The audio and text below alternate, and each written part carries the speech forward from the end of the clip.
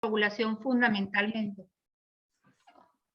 El mecanismo de la hemostasia secundaria, el mecanismo de la coagulación específicamente o propiamente dicho, ¿ok? Donde aquí sí cabe las dos pruebas que normalmente son incluidas dentro de los perfiles de estudio del paciente con problemas de coagulación, como lo es el tiempo de protrombina y el tiempo de tromboplastina parcial activada. Entonces recordemos para digamos, en el contexto de lo que es la valoración del mecanismo de la coagulación, pues simplemente nos vamos a basar en los modelos que sabemos es la coagulación in vitro, el conocido modelo de la cascada, donde tenemos un sistema intrínseco y un sistema extrínseco de la coagulación, que desde el punto de vista fisiológico no se da de esa manera en el organismo, sin embargo desde el laboratorio lo pudiéramos ver de esa manera separada, con una etapa intrínseca y una etapa extrínseca que de alguna manera confluyen en lo que es la vía común de la coagulación. Debemos de recordar ese modelo de la coagulación o teoría de la cascada, porque es de esa manera como lo vamos a valorar desde el punto de vista del laboratorio. Y así contamos de entrada con 3 pruebas importantes, como es el tiempo de protrombina, como es el tiempo de tromboplastina parcial activada y como es el tiempo de trombina, que también es muy importante.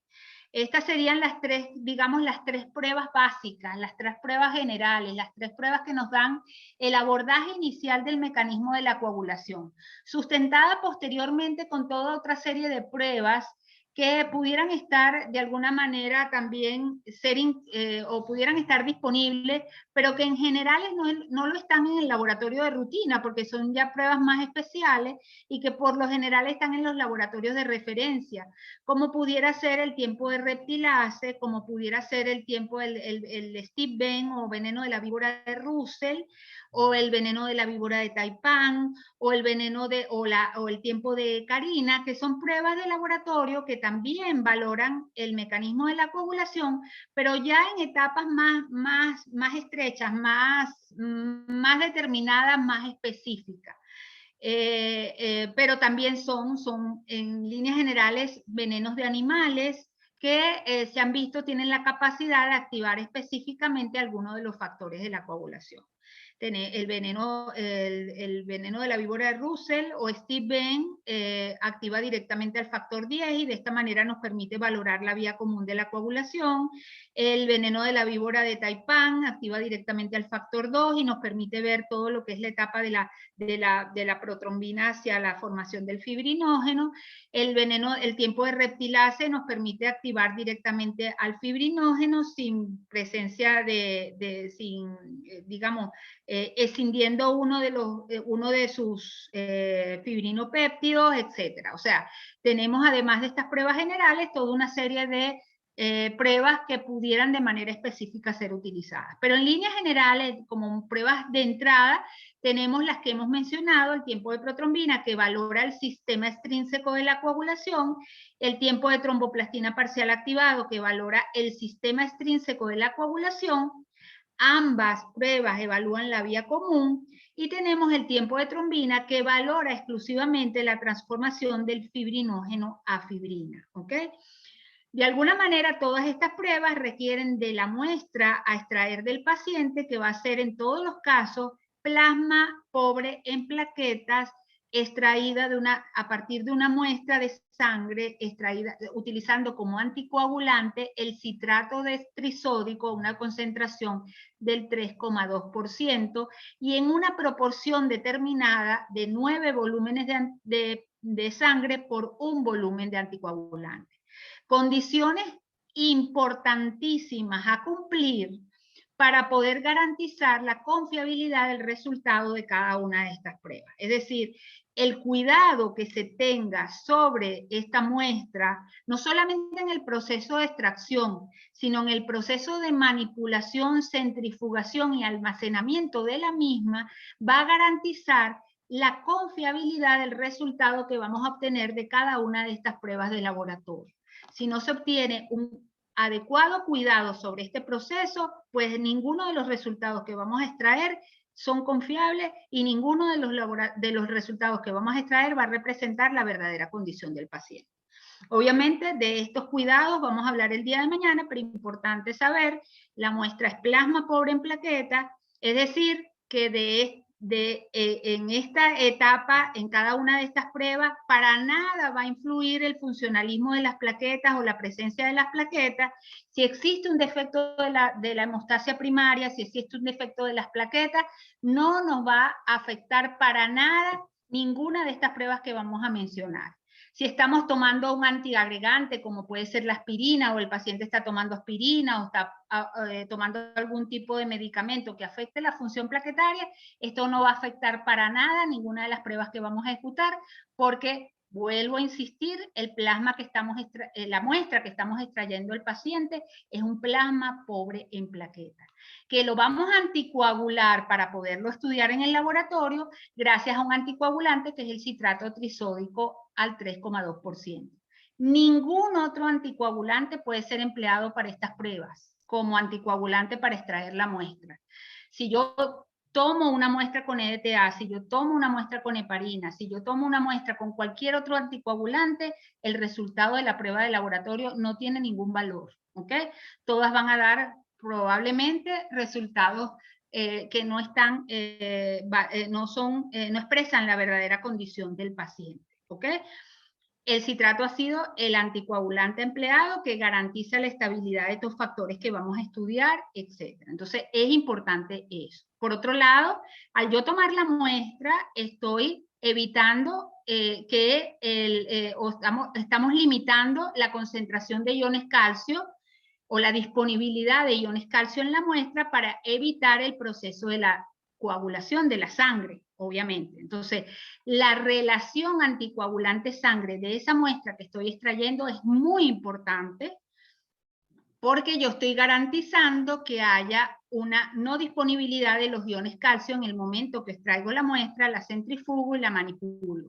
Pero a la hora de ejecutar la muestra, la prueba como tal, llámese PT, llámese TTP o llámese tiempo de trombina, aquí yo sí tengo que estimular el proceso de la coagulación.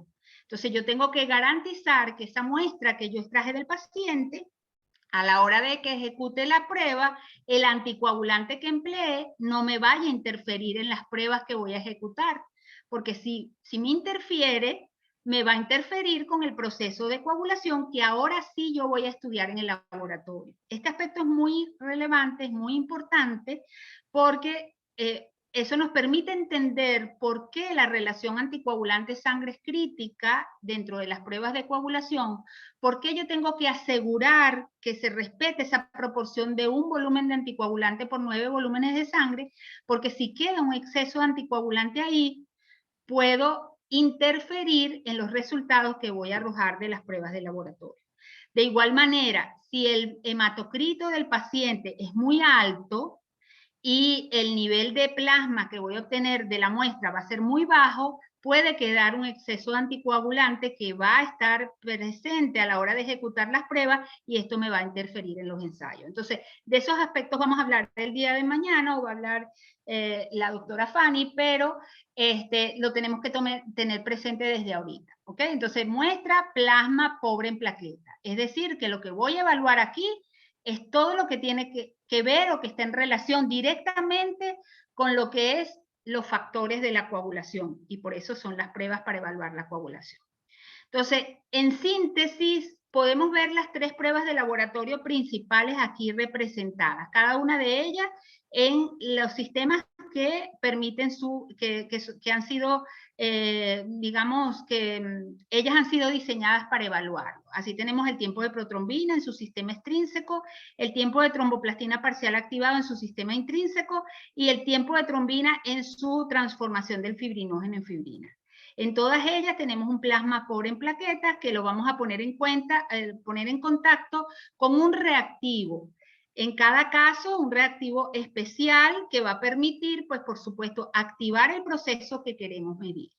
En el caso del tiempo de protrombina, el reactivo que vamos a emplear es la tromboplastina. Tromboplastina que esencialmente es un extracto, inicialmente era un extracto de tejido que era extraído del humano, y que era un macerado de tejido que tenía un componente proteico que incluía, por supuesto, el factor tisular, que está presente, por supuesto, en cada uno de estos extractos de tejidos macerados, y un componente fosfolipídico que también está extraído de estas membranas celulares, ¿ok?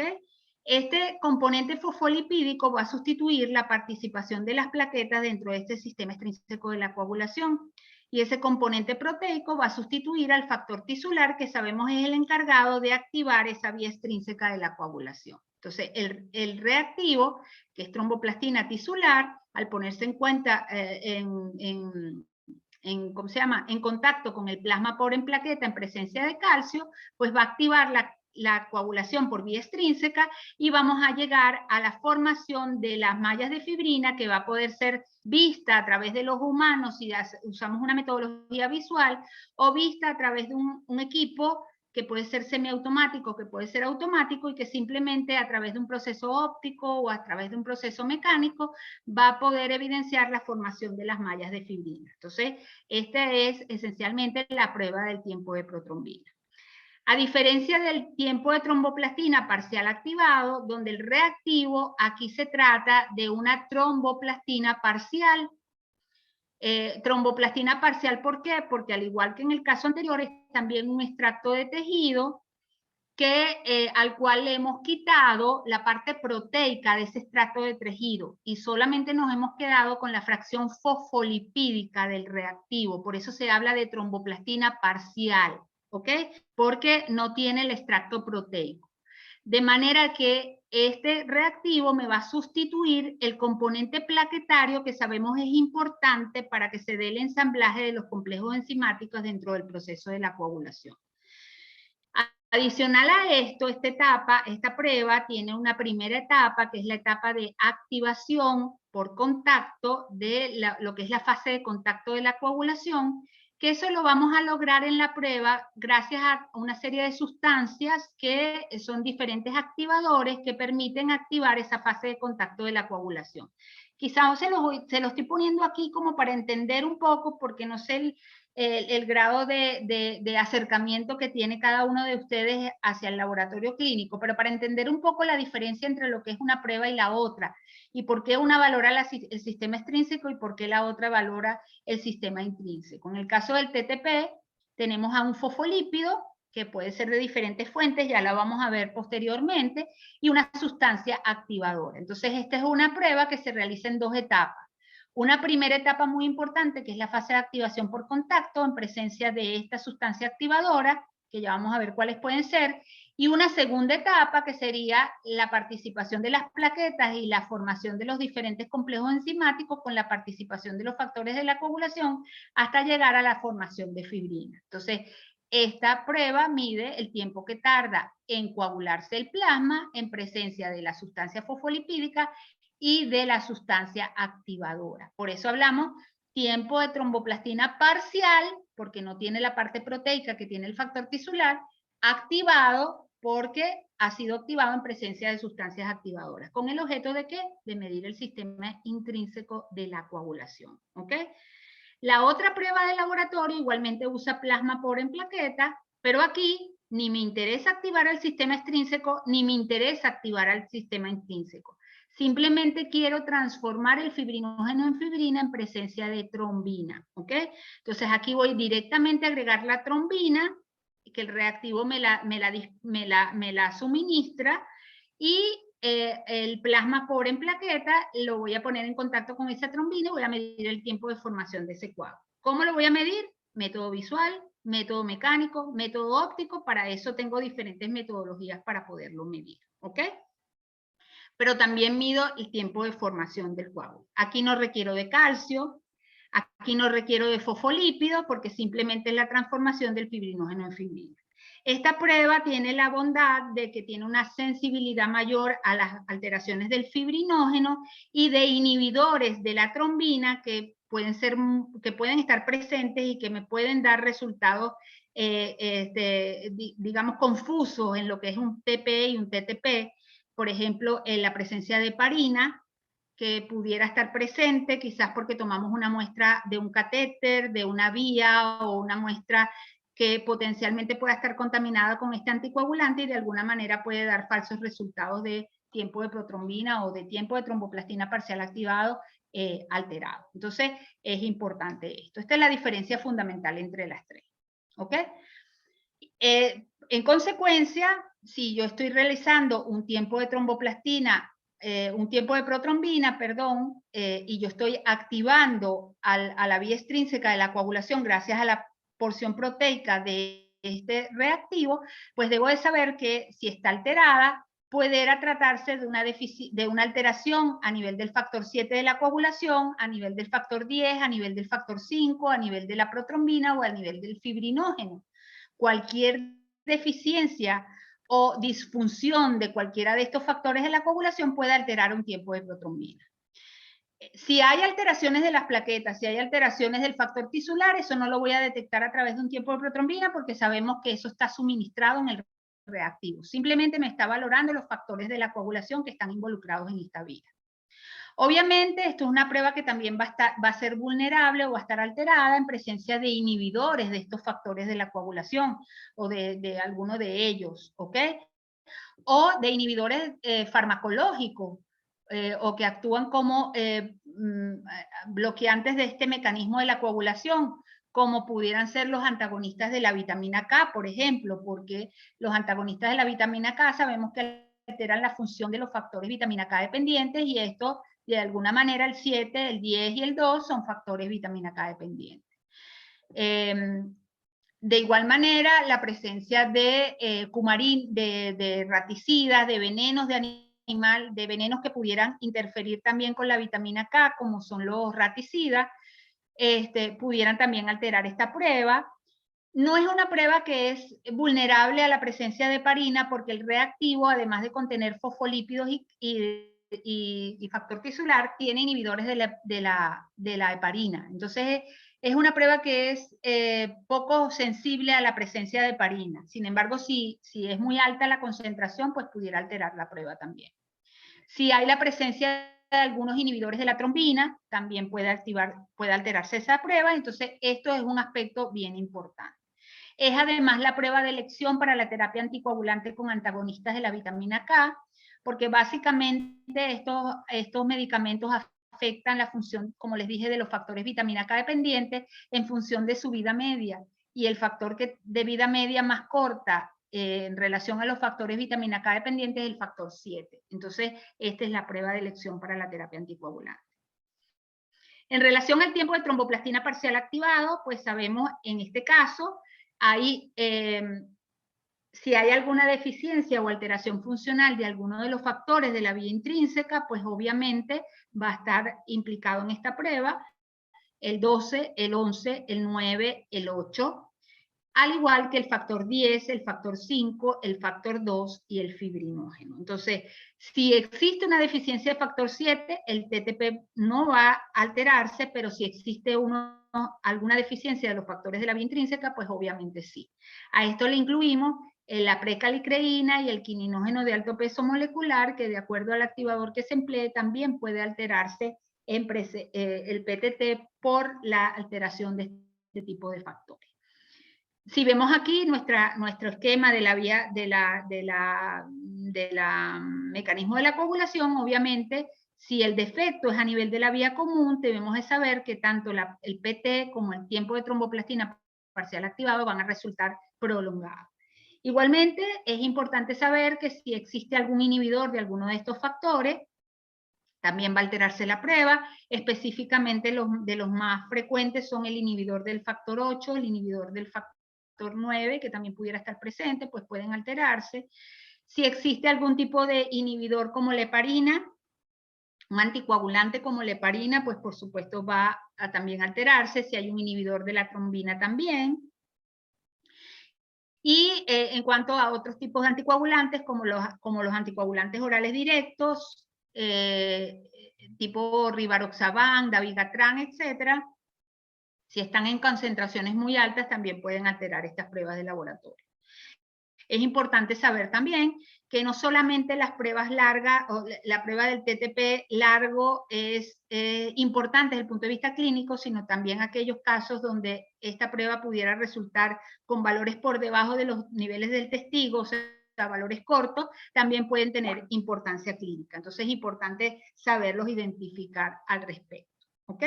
Y en relación al tiempo de trombina, solo va a resultar prolongado en presencia de alteraciones del fibrinógeno o en la presencia de inhibidores de la trombina, porque sabemos que el reactivo que se está empleando es la trombina. ¿Ok?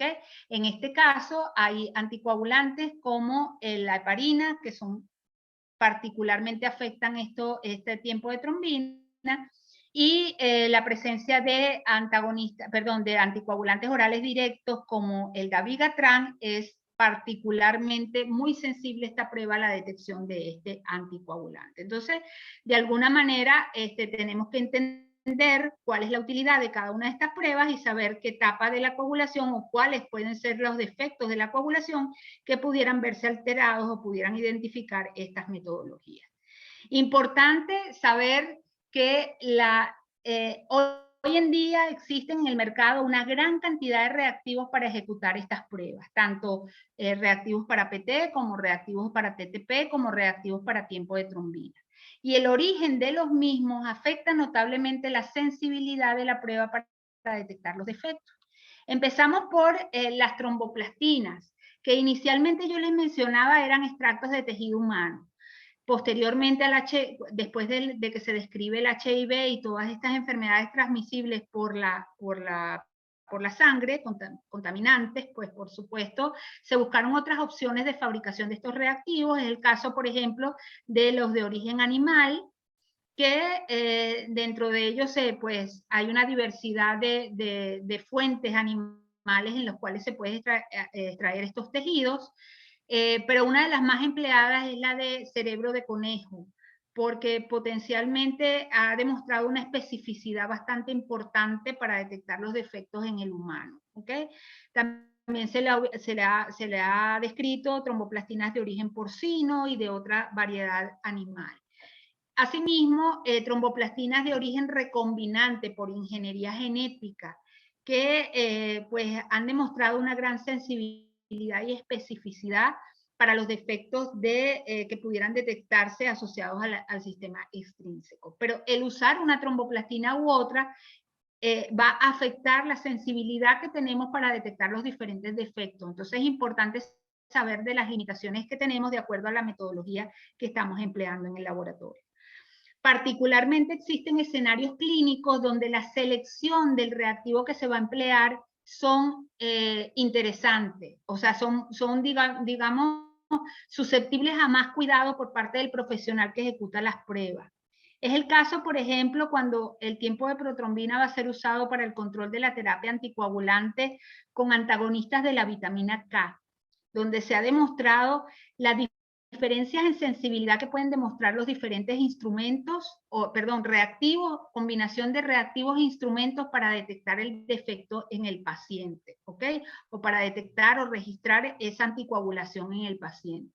Y en este sentido, se requiere entonces que a la hora de seleccionar el reactivo tengamos en cuenta que ese reactivo debe haber sido calibrado por la casa comercial contra un estándar de la Organización Mundial de la Salud y debería de haber sido calculado por parte de la casa comercial lo que es el índice de sensibilidad internacional de ese reactivo, ¿ok? Entonces, particularmente si se va a usar el tiempo de protrombina para el control de la terapia anticoagulante con este tipo de medicamento, requerimos que el fabricante haya establecido la sensibilidad internacional de esa tromboplastina frente a ese estándar de la Organización Mundial de la Salud. Un proceso de calibración que quizás en aras del tiempo no podemos profundizar, pero si tienen alguna pregunta, con muchísimo gusto lo podemos aclarar, ¿ok? Pero es un proceso de calibración que requiere sea realizado para el reactivo que me están vendiendo, que tiene que tener una condición de ser alrededor de la unidad, o sea, alrededor de 1, ese índice de sensibilidad, porque eso significa que la sensibilidad es comparable al estándar que estamos usando de la Organización Mundial de la Salud. Y que este índice de sensibilidad es instrumento específico, es decir, específico del instrumento que yo estoy empleando en el laboratorio. Tiene una fecha de vencimiento y por ende yo tengo que ser cuidadoso y bien estricto a la hora de seleccionar el reactivo a emplear. Estándares de la Organización Mundial de la Salud hay muchos. pero es responsabilidad de la Organización Mundial de la Salud que ese proceso de calibración se haya hecho contra ese estándar de la Organización Mundial de la Salud, donde al comparar mi tromboplastina con el patrón de la Organización Mundial de la Salud, yo puedo establecer el grado de sensibilidad o grado de acuerdo que hay entre el reactivo que me está vendiendo la casa comercial con respecto a ese patrón. ¿Okay? Hoy en día se ha demostrado que ese proceso de calibración a veces no es tan riguroso en las diferentes casas comerciales y que es susceptible de muchas causas de error ese proceso de establecimiento de esa sensibilidad, y por ende la recomendación de los diferentes comités de expertos es que sean incluidos dentro de la ejecución de las pruebas el uso de plasmas controles que nos permitan validar si ese IC ha sido adecuadamente establecido por parte de la casa comercial. Entonces es un proceso que verdaderamente está bajo nuestro cuidado. En relación a los reactivos para el tiempo de tromboplastina parcial activado, al igual que en el caso anterior, hay muchos y de diferente origen, que, como les dije, incluye diferentes fosfolípidos, fuentes de fosfolípidos y diferentes activadores.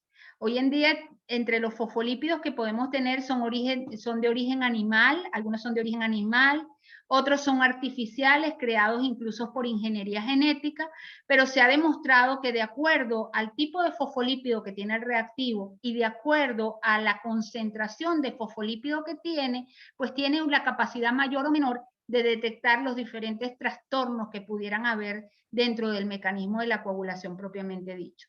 Así vemos como hay reactivos que son particularmente sensibles para detectar deficiencias de factores de la coagulación. Incluso dentro de los factores hay reactivos que son muy sensibles para detectar deficiencias de factor 8, hay otros que son menos sensibles para detectarlo, y eso es importante que lo tomamos en cuenta a la hora de seleccionar el reactivo a utilizar para ejecutar la prueba. ¿Ok?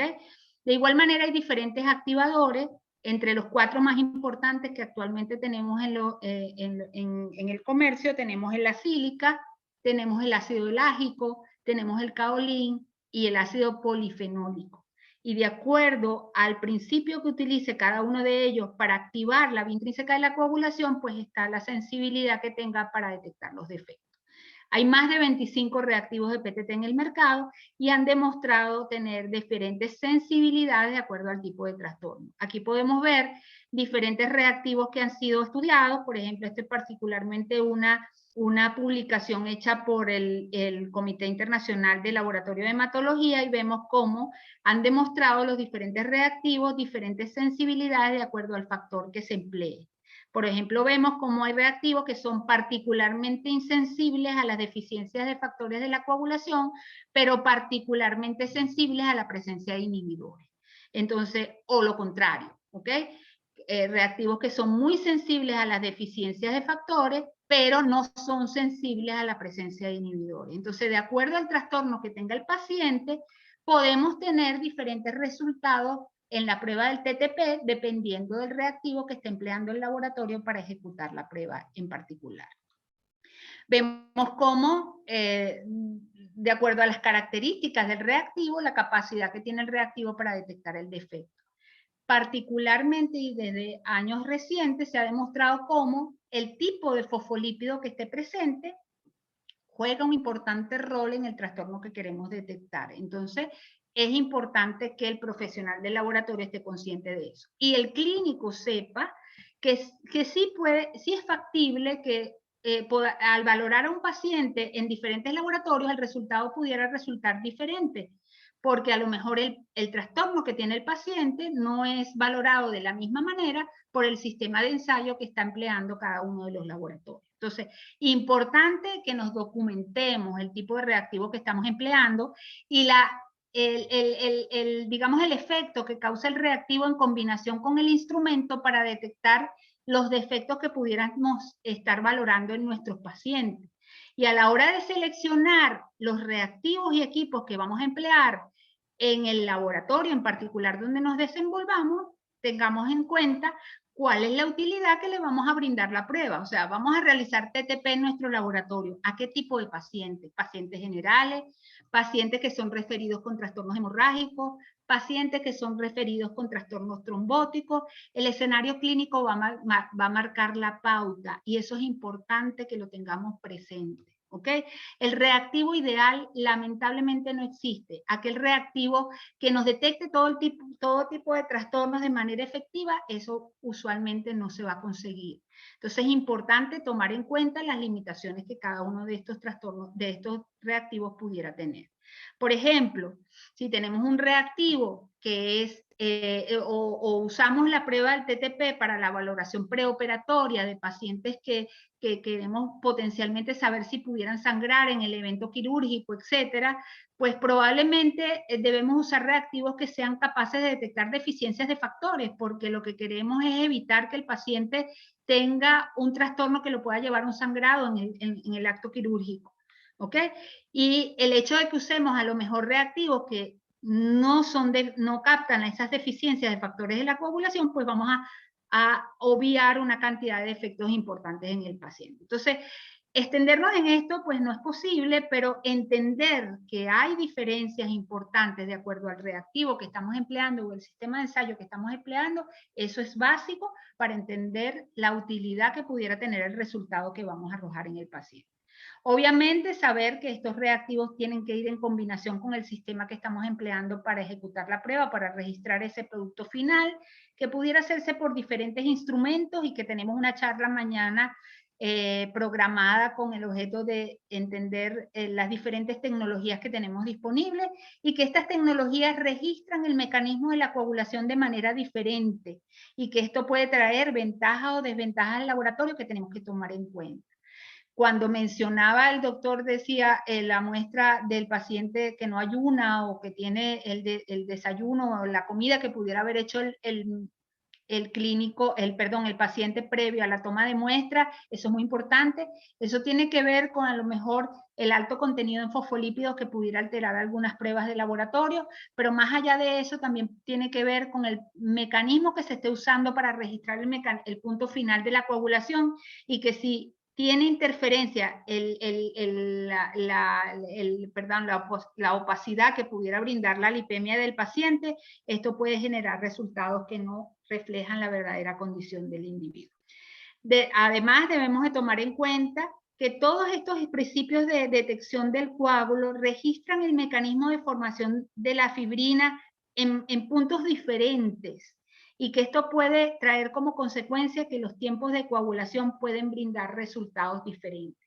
De ahí que cada una de estas pruebas debe estar acompañada dentro del proceso de las buenas prácticas para ejecutar las pruebas, de adecuados valores, intervalos de referencia establecidos para cada una de estas pruebas, para que la interpretación que se dé del resultado sea lo más cercano a la realidad posible, ¿ok?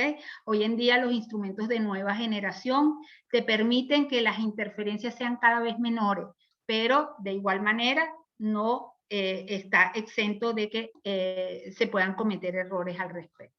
Entonces, nuestra responsabilidad como profesionales del laboratorio clínico es brindar datos relevantes, comprensivos y precisos al clínico, que puedan ser interpretados adecuadamente contra rangos de referencia obtenidos confiablemente y que permita al clínico darle un aporte de lo que es la verdadera condición del paciente. Esto involucra, obviamente, el reportar cada una de estas pruebas con las unidades adecuadas para su reporte, ¿ok? Que tiene que ver, y que esto es muy importante, porque en el tapete existen una gran cantidad de unidades disponibles para cada una de las pruebas. Debemos de ponernos de acuerdo cuál es la que va a ser utilizada en nuestro centro y que el clínico tenga conocimiento profundo de cuáles son estas unidades, de cómo hacer la interpretación adecuada de cada una de estas pruebas. La comunicación entre el laboratorio y el clínico vuelve a ser importante para que la interpretación que se dé del resultado que se está arrojando sea la más adecuada.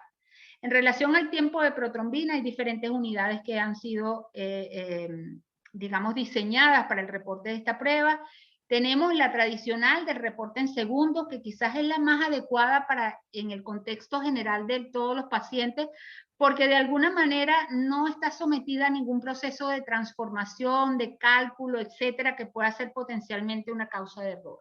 y que un tiempo en segundos, si tenemos valores de referencia establecidos para nuestra metodología de trabajo, puede ser una manera de arrojar resultados que pueda ser interpretado de manera adecuada por parte del clínico.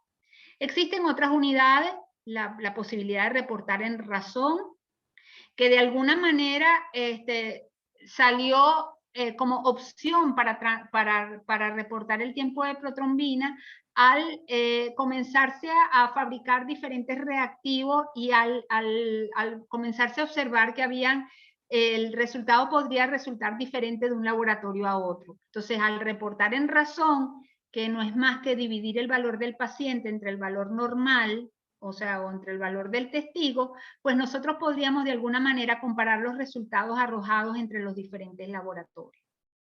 De igual manera, otra unidad que también está en el tapete para el reporte del tiempo de protrombina es el porcentaje de actividad, que en muchos centros es utilizable.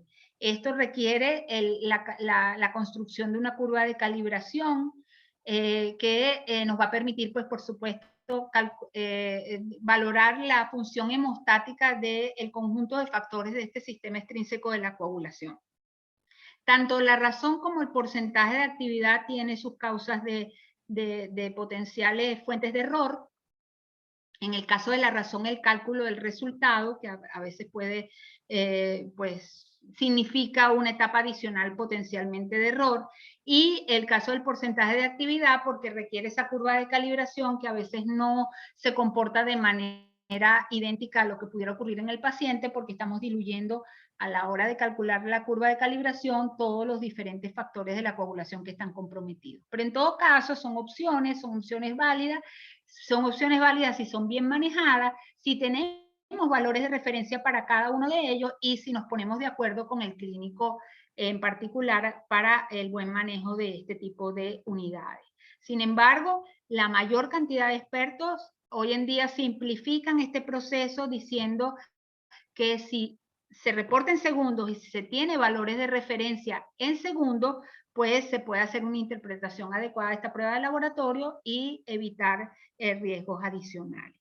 Esto, por supuesto, es todo tipo de pacientes, excepto en el caso de pacientes con anticoagulación oral, donde con anticoagulación oral específicamente antagonistas de la vitamina K, porque hoy en día no se habla de anticoagulantes orales, sino antagonistas de la vitamina K, porque hay otros anticoagulantes orales que no lo son. En este caso, particularmente, la unidad que se utiliza para el reporte del tiempo de protrombina es la razón internacional normalizada o conocido sistema INR o sistema RIN, ¿ok? Donde es esencialmente crítico, en este caso de pacientes, hacer esa transformación matemática que ya vamos a mencionar cómo se realiza para poder garantizar el buen control de la terapia anticoagulante a través de una unidad de medida que permita comparar resultados entre los diferentes laboratorios de manera confiable. Aquí vemos cómo, un poco para ilustrar lo que les estoy diciendo, un estudio que hicimos en la Universidad de aquí de Venezuela hace unos años, donde pudimos valorar las diferentes unidades, los diferentes unidades de reporte en diferentes sistemas de trabajo existentes en el mercado para el momento del estudio, donde vemos cómo establecer valores de referencia de acuerdo a las unidades a utilizar pueden ser diferentes entre las diferentes metodologías. Vemos cómo en segundos, pues vemos cómo los valores de referencia pueden variar de acuerdo a la metodología, pero también en razón pueden variar estos resultados. Es decir, que el uso de la razón, el uso del porcentaje de actividad, no necesariamente homogeniza resultados. De ahí que es importante que se tenga cuidado en tener el conocimiento de saber que hay que establecer valores de referencia independientemente de la unidad de reporte que se utilice. Y esto es importante tomarlo en cuenta. En relación al reporte en INR, este debe hacerse solamente en el caso de pacientes anticoagulados con antagonistas de la vitamina K. No debe hacerse el reporte en INR a ningún otro tipo de pacientes, y esto es importante. Y el cálculo no es más que el cálculo de la razón igualito como se usa tradicionalmente, el valor del paciente. Particularmente se recomienda que ese valor normal no sea el valor del testigo, sino un valor establecido en el laboratorio, que es la media de los tiempos de protrombina normales establecidos a diferentes individuos sanos con la metodología de trabajo que estamos empleando, y que es un valor fijo que se mantiene en el instrumento mientras no se cambien las condiciones de trabajo. En este caso, particularmente para el cálculo de la razón, esa razón va a ser elevada al índice de sensibilidad internacional y nos va a permitir el cálculo de lo que se denomina razón internacional normalizada, que no es más que la razón que obtendríamos en el laboratorio si en vez de usar nuestro instrumento utilizaríamos el de la Organización Mundial de la Salud, porque estamos haciendo una transformación matemática gracias a este índice de sensibilidad calculado por la casa comercial. En relación al tiempo de tromboplastina parcial activado, también hay diferentes unidades de reporte. Las tradicionales que más se utilizan son el tiempo en segundos y la diferencia del valor del paciente entre el valor del testigo. Particularmente, esta diferencia se estableció por la gran diversidad de metodologías, pero hoy en día, al igual que en el caso anterior, vemos como a pesar de que se reporten diferencias, la variabilidad de resultados debido a la diversidad en la metodología no se corrige con esta unidad de reporte. Y aquí podemos ver también este mismo estudio que hicimos nosotros en la Universidad de Caracas, como vemos que a pesar de que se reporten diferencias y que comparemos el valor del paciente con el valor del testigo, esa diferencia no es igual de acuerdo a la metodología de trabajo. Y vemos cómo a lo mejor el valor de referencia para determinadas metodologías de esa diferencia va a ser de más o menos 6 segundos, que es tradicionalmente el que se utiliza, pero particularmente pudieran haber otras metodologías donde esta diferencia, el valor normal no es de 6 segundos, sino puede ser de 8, hemos visto que puede ser de 4, etc. Igualmente pasa si reportamos en razón e igualmente pasa si reportamos en segundos, donde pueden haber diferencias importantes que interfieran en la interpretación que se da al resultado. Entonces, ¿qué es importante aquí saber? Que las metodologías que hay en el mercado, donde existen más de 25 opciones para poder hacer las determinaciones de estas pruebas, nos obliga a nosotros como laboratorio a que dentro de nuestros esquemas de garantizar la calidad del resultado tiene que estar el hecho de que debemos establecer valores de referencia para la metodología. Y una vez más, la recomendación de expertos es decir, que si estas diferencias metodológicas no se ven compensadas por el hecho de reportar en diferencia o reportar en razón, es preferible irnos hacia el reporte en segundos, que involucra menos cantidad o menos fuentes de error, y que se han establecido valores de referencia en segundos para las diferentes pruebas de laboratorio. Igualmente pasa con el tiempo de trombina, donde la unidad de reporte a utilizar es el tiempo en segundos y sus valores de referencia. Es importante saber que todas estas pruebas están influenciadas por variables preanalíticas, además de las variables analíticas mencionadas, y que entonces un proceso de garantizar la calidad de los resultados involucra el control de cada una de estas etapas para evitar resultados que puedan generar fallas en su exactitud o fallas en su sensibilidad.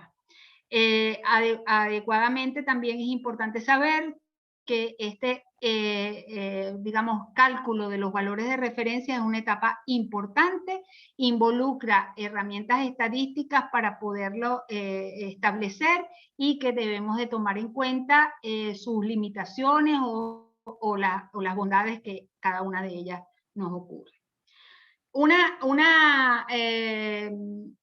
Digamos, para ir concluyendo acerca de la utilidad de cada una de estas pruebas, obviamente de acuerdo al resultado obtenido, pues son múltiples los escenarios en los cuales podemos tener presentes como causas de la alteración de cada una de ellas.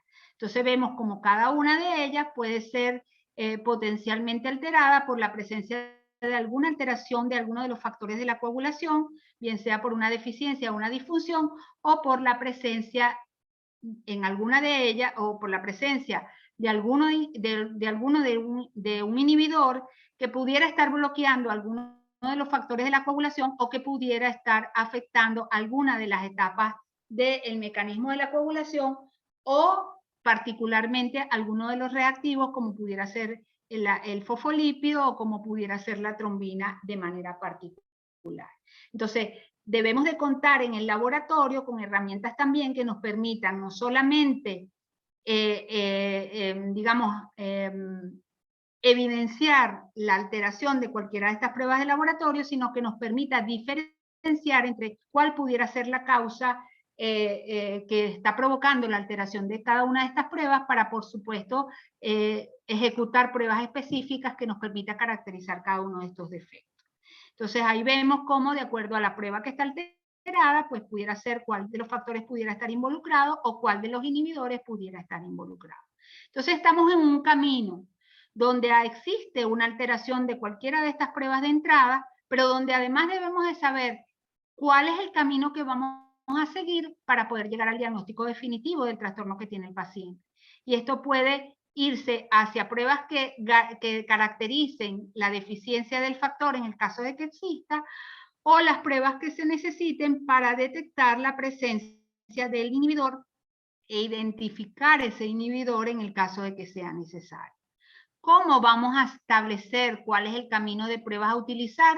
Existen herramientas en el laboratorio para poder saber si la alteración que tenemos en la prueba es la deficiencia de un factor en la coagulación particular o la presencia de un inhibidor. ¿Cuál es la estrategia que vamos a seguir? Básicamente podemos tener varias. La más utilizada de todas son las pruebas de corrección con plasma normal, ¿ok? Donde vamos a repetir la prueba que está alterada en presencia de,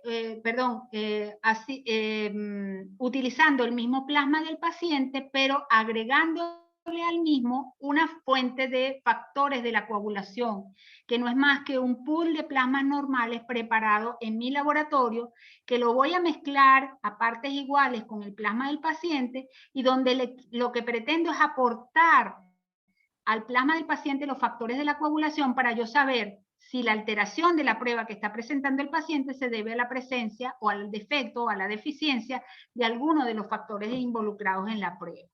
O si por el contrario hay un inhibidor que igualmente como me bloqueó el plasma del paciente me va a bloquear también la fuente de plasma de factores que estoy suministrando con el pool de plasma normal. ¿Ok? Entonces son las pruebas de corrección con plasma normal que cada uno de ustedes probablemente ya las conozca. ¿Ok? Existen otras estrategias, hay las llamadas pruebas de dilución, que básicamente se trata de una estrategia mexicana, porque particularmente hemos visto cómo es muy común en México utilizar esa estrategia. Esa estrategia que en manos de expertos pues ha significado un gran aporte y que también nos permite dilucidar si el alargamiento de esas pruebas se debe particularmente a la presencia de un inhibidor y de alguna manera tener información acerca de las características de ese inhibidor. Pero que en este momento pues tiene algunas limitaciones, ¿ok? Que de alguna manera pues es importante también saber que existen y cuáles pudieran ser. Existen también estrategias que han sido acopladas a las pruebas específicas para de alguna manera dar información si hay la presencia de inhibidor o hay una deficiencia de factor particularmente presente, ¿ok? Y eso tiene que ver con las pruebas de paralelismo en los casos de dosaje de factores de la coagulación o, pruebas de corrección a diferentes concentraciones, etcétera, son herramientas alternas. Pero en todo caso es una etapa importante que nosotros debemos de tomar en cuenta para poder saber si el diagnóstico que vamos a tener en el paciente es el más adecuado. ¿Ok? Mención especial les tengo acerca de las pruebas de corrección con plasma normal, porque quizás de todas las estrategias que existen es la que se le da más valor desde el punto de vista clínico y que significa que nosotros vamos a enfrentar el plasma del paciente, lo vamos a mezclar a partes iguales con una fuente de plasma normal y vamos a repetir la prueba que resultó prolongada. Si la prueba que resultó prolongada ahora al mezclar el plasma del paciente con el pool se corrige o da valores normales, nosotros podemos interpretar como que el pool aportó al plasma del paciente lo que al paciente le faltaba y de esta manera se corrigió el valor del resultado. Por lo tanto, podemos decir que se trata de una deficiencia o una disfunción de los factores de la coagulación. Si el resultado que estaba inicialmente prolongado esta vez corrige, pero no corrige, se mantiene alargado o quizás hasta puede dar valores por encima de los rangos de referencia más que incluso más largos que el paciente, podemos decir que el plasma del paciente contiene algo que neutraliza o interfiere con estos componentes que me está aportando el pool.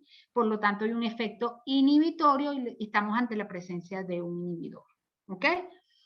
Ahora, estas pruebas de corrección son pruebas muy útiles, son pruebas que nos va a permitir hacer esta diferenciación, pero son pruebas que no carecen de error, tienen muchas fuentes de error.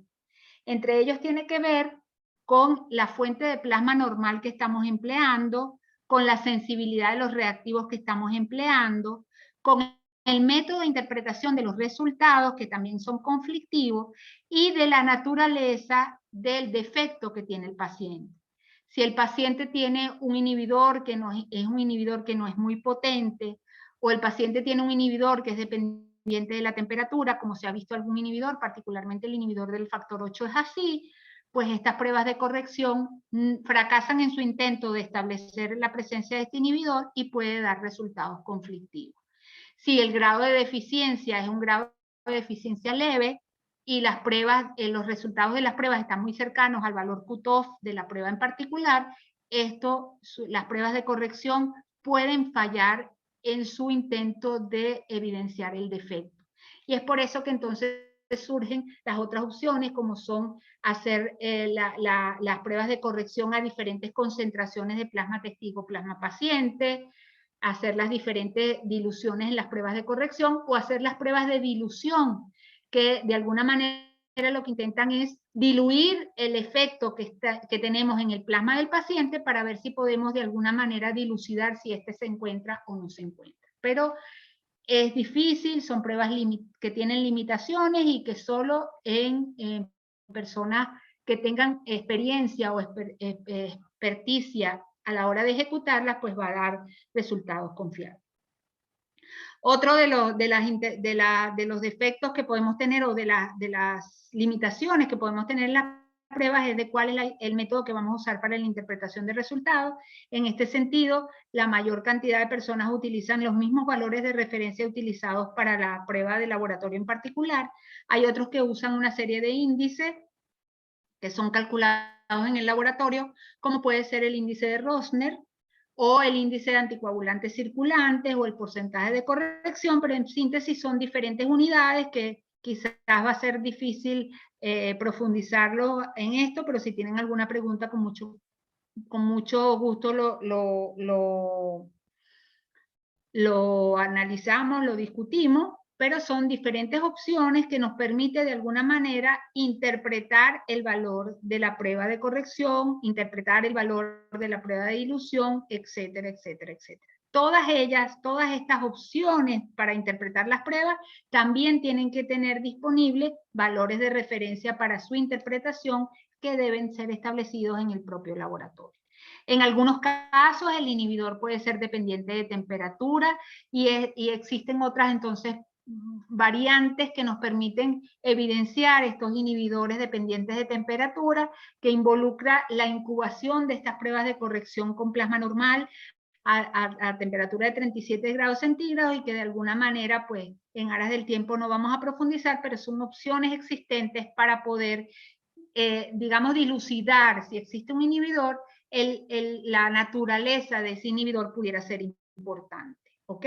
Estas son pruebas cualitativas para el diagnóstico de inhibidores, particularmente para el inhibidor del factor 8, que es tiempo y temperatura dependiente, y que actualmente se ha demostrado que podemos tener opciones buscando índices para el cálculo de los resultados que nos puede brindar opciones de aumentar la sensibilidad y especificidad de estas pruebas para detectar este tipo de inhibidores. En todo caso, si se trata de una deficiencia a través de la prueba que resultó prolongada pudiéramos saber cuál pudiera ser la deficiencia que está presente en el paciente.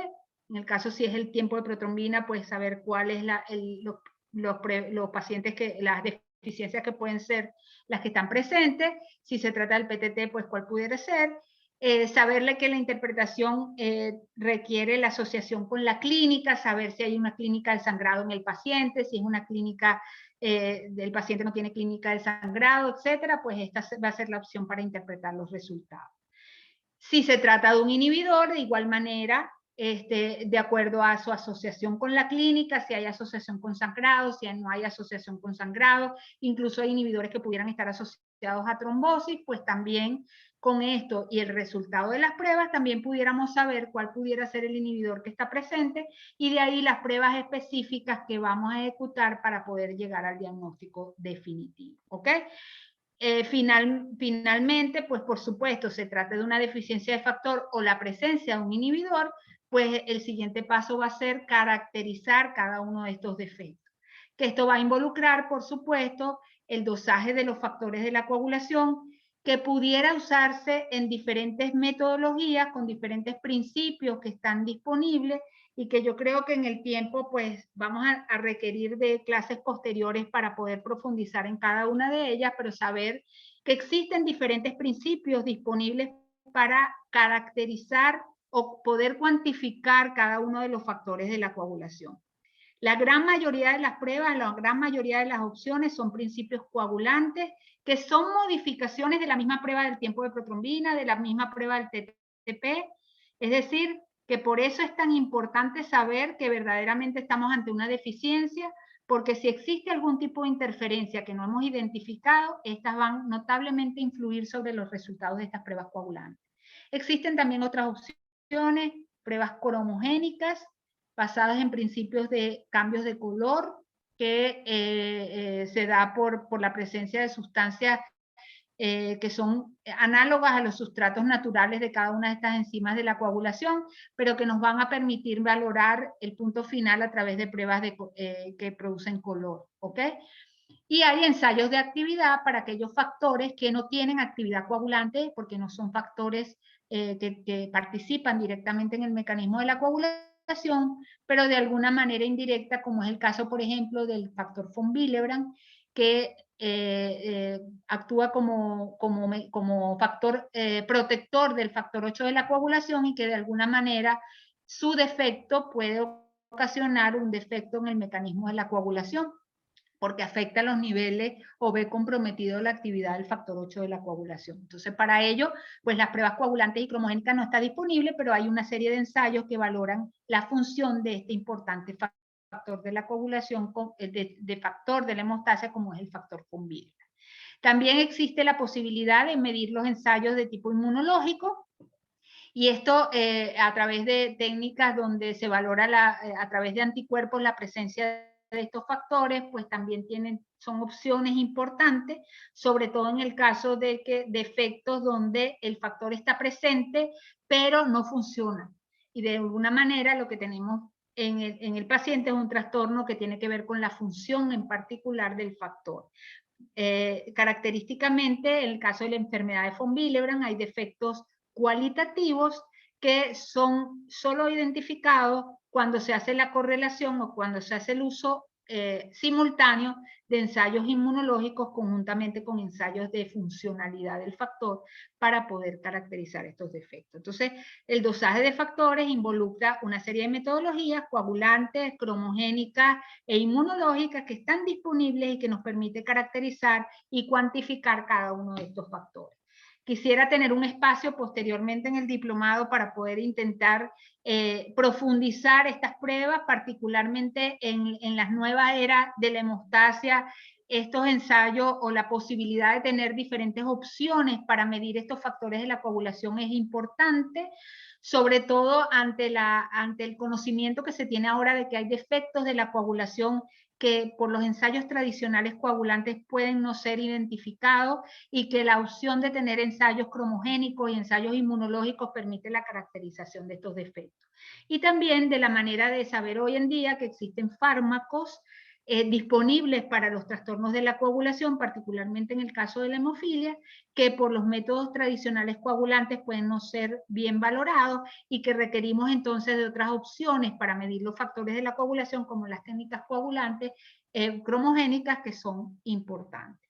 Pasa también con el caso de opciones no, de otros tratamientos, como es el caso del emicizumab, que está en el tapete actualmente y que por las opciones coagulantes tradicionales pues no es bien valorado o es sobrevalorado, y por ende necesitamos de otras opciones para medir estos factores, como son las opciones cromogénicas. Pido más adelante en el diplomado tener la opción de tener espacio para poder profundizar en estas metodologías, porque si estamos dedicados al área de hemostasia es importante que sepamos su aplicación, ¿ok? Para cada uno de los factores existen diferentes metodologías y opciones para su medición, que en cada escenario clínico es importante saberlo para seleccionarlo adecuadamente. Para todos los factores es así, ¿ok?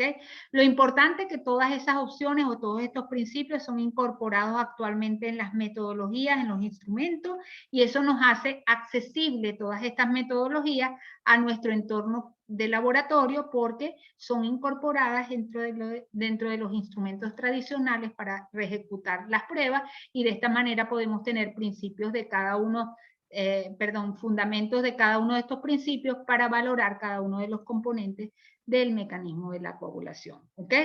Obviamente, ante el entorno particular de cada paciente y el entorno clínico del paciente, pues vamos a tener diferentes opciones mínimas de baterías de pruebas disponibles que vamos a requerir, y que quizás seguir las recomendaciones de los expertos para saber cuáles son las condiciones mínimas que debemos de tener para caracterizar cada uno de los escenarios clínicos, pues es importante ese conocimiento, pero además saber que otras opciones están disponibles y en algunos casos particulares pues van a ser requeridas, ¿ok?